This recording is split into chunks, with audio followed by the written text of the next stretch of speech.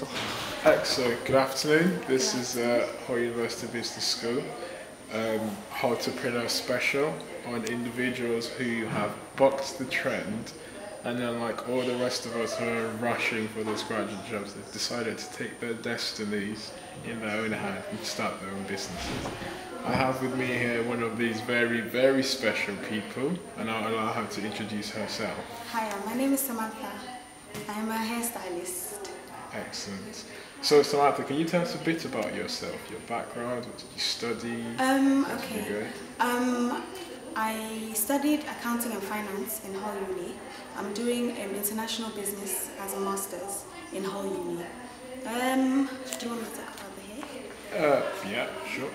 Well, I've always done my own hair, and when I came to uni, I just felt I could make some money out of making other people's hair. So that's when I started. Okay, brilliant. So that leads us quite nicely to my next question, which is, why did you decide to go into business? I mean, accounting and finance, you could have gone up into one of the big companies. Why did you decide to have my own business? To go into your own business? Because it was an easy way of making money. I applied to a few jobs, and it took so long to get a job, and I just felt everybody likes it when I do their hair, so I just felt I might as well just go into that. Okay, so there was a demand then. Yeah, there was a demand in my first year. Services. Oh, from your first year? From my first year. Oh, right, excellent. From first year. Okay, and so how did you come up with a business plan? Because I'm assuming you don't just make hair, there's a business model you follow.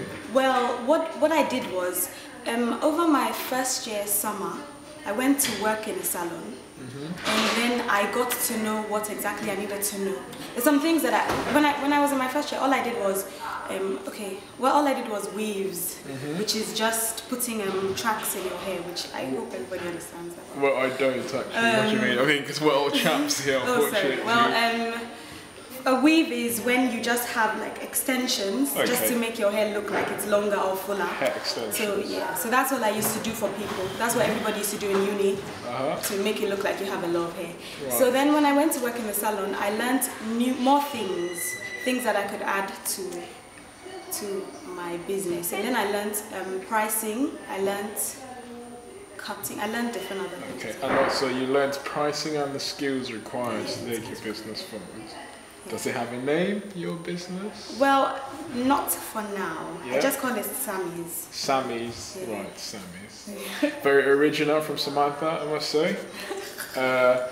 And in terms of starting it, say the capital base, like the money to start, the resources, I'd assume you have to buy the hair, I'd assume you have to charge people. How did you come about that? Well, for doing hair, it doesn't actually take so much. You don't need so much. I already had a hairdryer. I had straighteners. It didn't take. All I needed to do was get like needles and threads to sew in, and that doesn't cost a lot. So and then what I started to do was people used to bring their own hair and I would sew it in.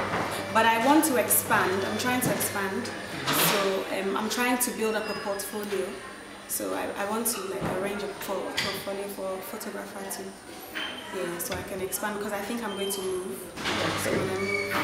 Right, so you are essentially self-funded. Yes. No bank loans, no grants, nothing. Okay, that's very good. And do you think this is more to do with the fact that you are quite good at resourcing, or is it more to do with the fact that hair making is just generally a business in which you don't need lots of money to go across to start? You don't need to start with a lot of money unless you want a shop or a building. You don't need to start with a lot of money. I'm very mobile, so I don't need a lot of money to do it. Okay, so ability. And in terms of the business itself, what is the business? So someone is reading this article, watching this interview, thinking, what exactly do you do? You make hair, but what does that mean, really? I style hair. I don't know, what do I do? I just really, I put extensions in people's hair. I don't know what I do, I'm sorry. I'm trying to think. Yes, for somebody that doesn't understand, I don't wash hair. I don't do what you would do in a salon.